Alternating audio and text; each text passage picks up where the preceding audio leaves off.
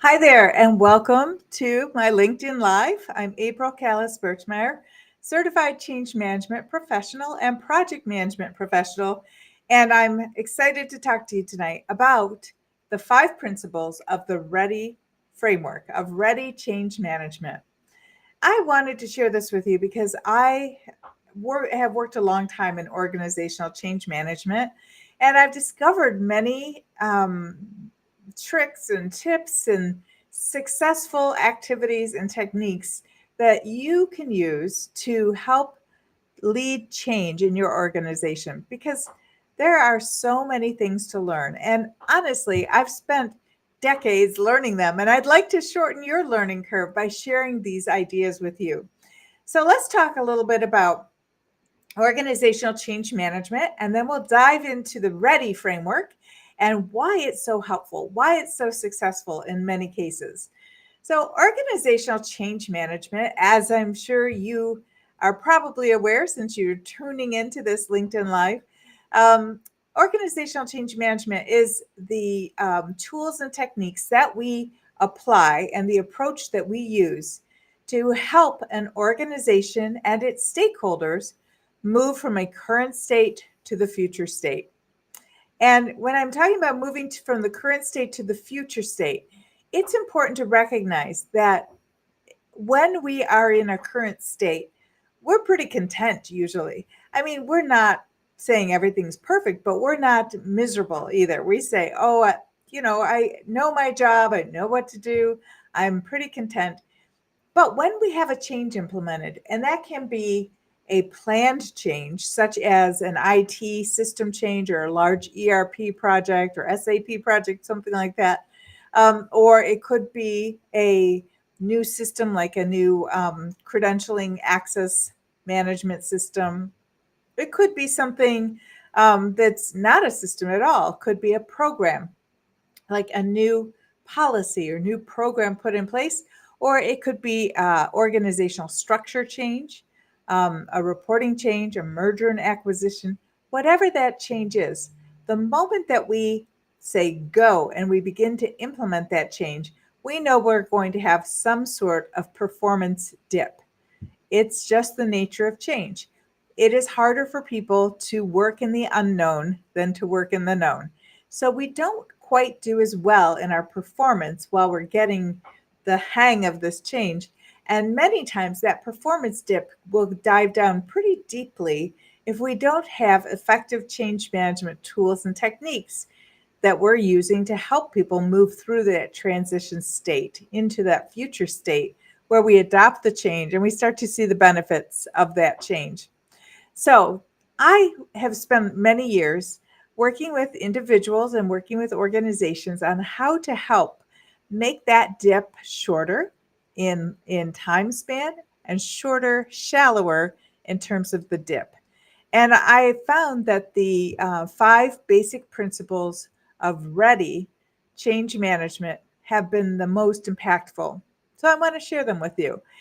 The very first piece, and I use ready, the word ready, as an acronym to remind myself of these 5 steps. So it's easy to remember. It's a real word, ready. And the R stands for the relevant and relatable story of the change. Relevant and relatable story of the change is important because it really does accomplish the things that need to happen first in the change, which are we need to be able to define what this change is and decide and explain to others what the rationale is for making this change. Why do we have to make this change? Why now? Why me? Many people think. So what we're doing in relevant relatable story of change is we're defining that change, and then after we've defined it and kind of talked about the rationale, we're crafting the vision of what that's going to look like in the future. And this is where the relevant relatable story can be very beneficial. So we have benefits in change. If we didn't have a benefit, we probably wouldn't make the change. But one of the interesting things about benefits in change is the fact that we sometimes forget to mention them. So, what I like to do is I like to take the benefits of the change and start to craft a relevant and relatable story about that change for stakeholders and for the leaders in the organization. And this relevant and relatable story is effective. It is so helpful to people who are looking for a reason. They want to understand the rationale. They want to understand what exactly is changing. They want to know what the vision of the change is. And this story answers those questions for them. Many times I talk about a story that I used years and years ago when I first discovered how powerful this relevant, relatable story could be. And it was really this explanation of just an example of what I was going through at the time. I had two young daughters. I ended up with three daughters, but at that time I just had two little ones, and they were 2 years old and 4 years old. And I had to run errands with them on Saturdays, and I had to put them in and out of the car seat running errands. And I had to go so many places to run errands because I had to go to the grocery store, take them out of the car seat, go into the grocery store, get our groceries, and come back out. We'd get back in the car seats, and then we'd have to go to the hardware store, and then we'd get out of the car seats, go into the hardware store, get what we needed at the hardware store, get back into the car seats and go on. And then we'd have to go to the bank, and we'd have to get out of our car seats and go into the bank and take care of our money and checks. And then we'd have to get back into the car seats and so on. And you can imagine how many hours it took me to run 5 or 6 places in my errands. It took hours. I clocked it at about 4.5 hours one Saturday. And I then saw a sign on the way home that said, "Come to our super center." And I thought, I've never been to a super center. So I decided to go the following week.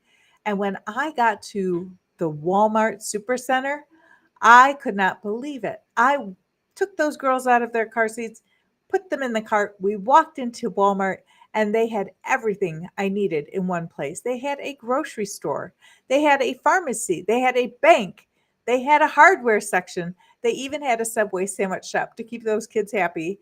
And I was in and out of that store in 1 hour. I could not believe it. And as I went home that day thinking, oh my gosh, I saved so much time, it occurred to me that this was exactly what we were trying to explain our ERP system would do to these folks that we were hoping would become change agents. And so when I went to work on Monday, I shared with them this relevant, relatable story that we were not creating an ERP that they all had to struggle with and fight with, but we were creating a student data super center for them. This student data super center was their all in one place where they could do their one stop shopping, get all their student data needs met. When they heard that, they were so excited about this ERP, they could not wait. And they kept calling it a Walmart. So I found this to be incredibly interesting, that this relevant, relatable story really was the thing that turned the tide in our stakeholders' understanding and acceptance of a change because it was relevant to them. They all understood um, what a Walmart was, and they all understood what they wanted from their ERP, and it was relatable.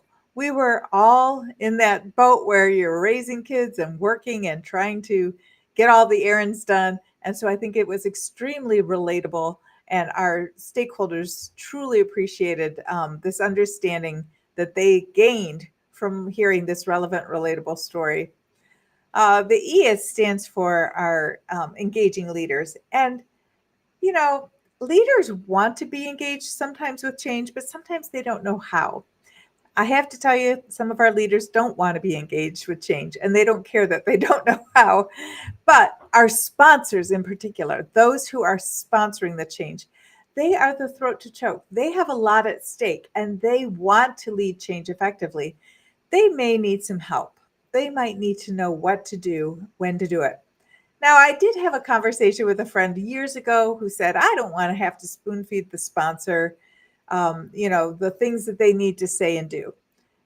But I have to ask, if we don't take the time to do that, how will the sponsor necessarily know? Because I'm the person who is helping the stakeholders adopt this change. And I know a lot about those stakeholders. So I can help my sponsor by sharing information. So I definitely work on a sponsor engagement plan. I work on a kickoff for that sponsor, and I work with other leaders in the organization to help extend the sponsor's reach throughout the organization. It's important to help our sponsors become engaged with the change, because if they don't know what to do, they will do what they feels natural, which is they're very busy, so they will ignore the change until it's complete, and then they will show up and have a party with us at the end. So we want them engaged the entire time. Then we have our A for advanced communication. Did you know that people need to hear things 9 to 16 times before it really starts to get in there that this applies to them? I just found this number amazing. 9 to 16 times. Have you ever been in that situation where you keep getting emails about something and you think, I have no idea why I keep getting this email? Finally, you open it and you read it and you think, wow, I had no clue this was happening. And this does apply to me. So I think it's really critical that we know that people don't read things right away. We have to share information early and often. And we have to share what we know as soon as we know it, because time is what we often run out of when we're leading a change. So, making sure that we have enough time to get 9 to 16 communications exposures in is really critical. And once we have our stakeholders' attention, sometimes it can get simpler and easier to lead that change communication information. But just know that it takes a really long time, simply because there's so many communication channels all the time for everybody. We have social media, we have email, we have text, we have Slack, we have Teams, we have all sorts of um, opportunities to communicate. And yet, true communication is difficult still. So, recognize that we need a long, long runway to communicate through to make sure that everybody hears the message and everybody's ready to go. I also think of the A as advocacy, as advocating for the end users. When we're designing a system or creating a program, or we're making decisions in a transition workshop of some sort, when we're having these types of conversations, we are not always able to think about um, what's best for our stakeholders, but our stakeholders are relying on us to think of that.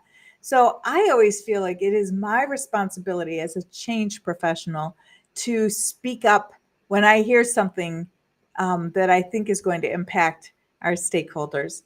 For example, we had a system implemented that it didn't have a tool to look up old account numbers and then translate them into new account numbers. And so the decision was made that the end users would be in the midst of their process, they'd have to stop and go out to a web page and put the old account number in the web page, and then the new account number would pop up and they could use that account number. Now, I just thought this was really silly. It was because our technical team was very busy creating the framework for the system and did not have time to do this kind of retroactive work of matching up these account numbers. But I had to advocate for the stakeholders. And so I did. I raised this as an issue. We talked about how difficult it would be for stakeholders, and we came up with a somewhat easier solution for them. Not perfect, but somebody has to say, this is not okay for our stakeholders. This is something that the system should be able to handle. They shouldn't have to manually do this. I've also heard sometimes when you know, we might be short on time and resources and we're designing something, and somebody will say, well, we'll just have to train the stakeholders to do it this way. And I think, well, wait a minute. I need to advocate for them because we want them to be able to conduct their business process through the system, not have to jump through hoops to make the system work for them. So it's just a piece that I think is important to recognize.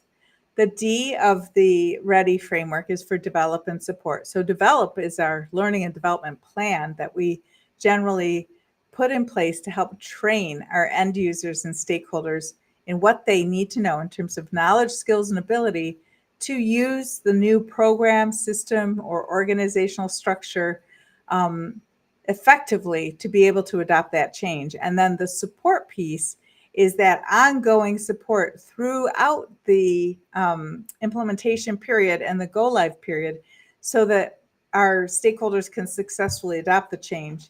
And then why? Well, I like to think about why as the answer to resistance, right? When we start to see resistance to a change, we want to dive in and really share the why of that change in a way to help reduce some of that resistance. I think also the why of the change then loops back to the relevant, relatable story because we're discussing the why of the change in that relevant, relatable story. So it makes the circle complete. So each step has its own purpose in supporting the change. And one of the things that I think is important is that when we use the READY framework to implement successful change, it's so much smoother. It's as though we are just naturally moving from one step of the change to the next. So, how can we integrate some of these principles and these ideas into current changes? I think that's sometimes a challenge. Um, I know many people use ProSci, and I'm also trained in ProSci. I have my ProSci completion certificate. I'm certified. But one of the interesting things I think about ProSci is that their first step in their process, they use the acronym ADKAR, and their first step is awareness of the change. And I really enjoy this idea, this word, awareness, because I think awareness means that suddenly you know something is happening, which really is a good thing to recognize. But for me, not only do I want them aware, I want people aware that there is a relevant, relatable story of what's happening. So I would hook those two together. I would try to think about how do I integrate this READY framework into my ProSci ADKAR. Well, I'm not just going to be aware of the change, I'm going to also understand this relevant, relatable story because this story is the vision. This story is the piece that people remember and can describe to others to help them understand the change. And I also think that one of the um, most effective changes that I worked on was a large statewide change. And when we started to conduct our work on this change, we didn't start with ProSci. We did start with the READY framework, and we it was the change that happened in 2014. The state of Michigan. It was a Medicaid expansion change, and when we began that change, telling a relevant, relatable story about what was occurring was essential. People did not understand what Medicaid expansion meant, what Medicaid even was, and we were worried that we would go through all of this new program. This was a program change more than system. We would go through this program and we wouldn't have the participation. We would lose the benefit because people wouldn't understand the relevant, relatable story of why we had to do this, and they wouldn't understand how this applied to them. So, crafting that relevant, relatable story was really the first piece. And I like to start my crafting of a relevant, relatable story through the FAQs sometimes. The FAQs can really drive the conversation forward because when you're trying to complete an FAQ document and you're asking for a lot of information, it is the piece that really is helps people to focus on answering something specific about a change. And it's the I can't say it today. It's being specific that's very helpful to people because when you're specific, you're able to give examples. And those examples lead to this ability to tell a relevant, relatable story. And then once we started to get this traction of the story of the Medicaid expansion, I worked on engaging the leaders.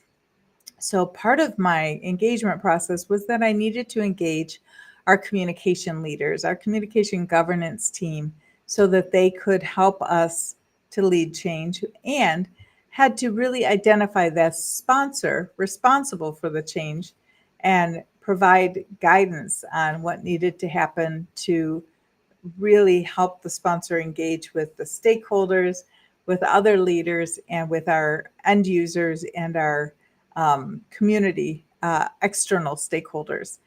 And then we moved on to advanced communication. Now, the advanced communication, we didn't have a lot of time. We were looking at a 6-month window of for the implementation.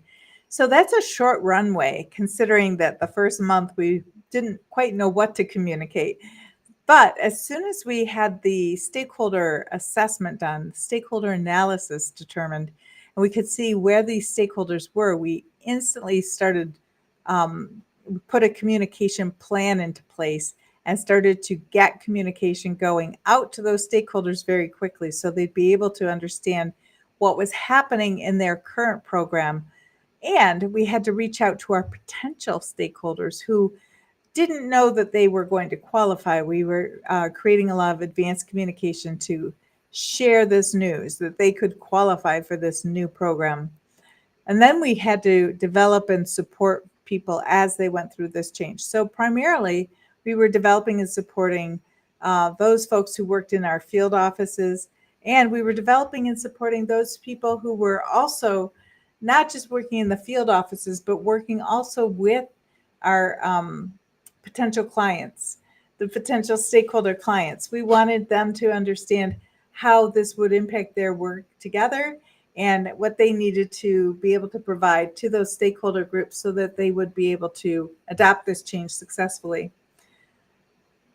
From that point on, we focused on the why of the change. And I know that when we were focusing on the why, we did encounter some resistance, and we were able to respond to that resistance with our whys because we were able to identify the different types of resistance that were coming, where it was coming from, and put a plan in place to be able to address it. So I think that when you have a comprehensive methodology or comprehensive framework that you can apply to a change, you can see a tremendous advantage over just stopping and saying, well, I think we should just communicate. We'll do a communication plan. And of course, we're going to have an implementation plan. And, we'll just see where we get from that. That's not as effective as using a robust tool like the READY framework. When you use that framework, you absolutely can drive change in a very sequential and logical way, very step-by-step successful methodology to lead change. And when you have this success, you're able to then grow that success and start to add more pieces into that framework. One of the things that I know is that it's hard to learn how to lead change. And, I've had a few difficult changes, things that didn't go as planned, changes that were postponed or canceled. Um, I have colleagues that have had to undo changes, and that's always really difficult. And I think part of the reason that those pieces happen is really because we don't always recognize um, that if we can't figure out that relevant, relatable story, how are we supposed to go into our next step of engaging our leaders? If we can't tell the story of change because we don't know what it is, it's really tough to get other people to adopt it. So it's important to take the time to dive into that relevant, relatable story of change.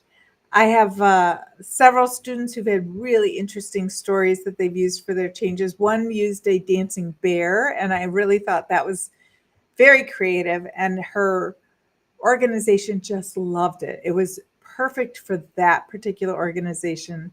I've had other people who have used kind of this one-stop shop idea still. And I had used that in my first big change management effort. And that was a terrific, relevant, relatable story. I've also worked on providing a story that is a little bit more complex sometimes. When we did our Medicaid expansion, our story was complex. It was not very easily told. But basically, we discovered that the resistance that people had to this new program was in part because of their perception of the term Medicaid. And so, one of the things that we started with was really trying to rethink the way that we described the program. And so, we were avoiding words that people didn't resonate with, didn't understand, didn't like. And we were describing things in words that people did like. So, we provided um, a health plan that would help people to go have a primary care doctor and have annual visits and checkups and not have to pay a huge amount of money for those because they were part of the plan. When that really came in as the benefit, people were quite excited. And it really, the idea that this was being offered by the state kind of faded from their minds, and they got excited about having this opportunity to have coverage that they didn't have previously for healthcare. So one of the things that I think is good to practice every year is kind of self-reflecting on where you are in terms of your training and development, your own professional development for yourself every year. And if you're somebody who is really interested in people and change and how change works and how you can be a change management professional to help people move through change more easily and adopt change so that we have success in our change initiatives, I would highly recommend that you consider change management training. We have our Ready Set Change accelerated training and exam prep program.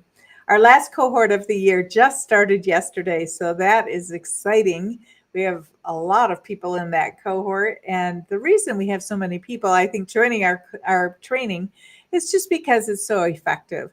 Not only in helping you to prepare for and pass the CCMP exam, the Certified Change Management Professional exam that the Association of Change Management Professionals administers, but also because it teaches you what to do for leading change, what to do to lead change so that you are able to be a successful change management professional. Many people are project management professionals and love project management. I am a PMP, I'm a project manager also, but my heart is with change management because I love focusing on people and how to help them adopt information and helping them to adapt to any kind of new system or program or new change in their organization. So if you are interested in looking at this for your professional development within the next year, I'd like you to think about Ready, Set, Change, accelerated training and exam prep. It's a 3-week program. It's very quick. It's very accelerated. So I would not recommend doing it when you have something that's very big on your plate. So I would say look at your calendar, think about your schedule. And then next year, we have cohorts that start in February, April, and September. So if you are thinking about joining the crowd and moving into organizational change management, please think of our Ready, Set, Change accelerated training and exam prep program. And we'd love to talk to you about how you could come through our program and really hone your skills and become a successful change management professional yourself. So please take a little time to self-reflect as we're in the last quarter of 2024. Think about how you can move your career forward, expand your horizons, and really do something that's exciting and interesting and appealing to you and help other people to move through change successfully. So that's it for tonight. I'm happy to see you, and I'll see you next time on our LinkedIn Live. This was talking about the 5 basic principles of ready change management. Thanks.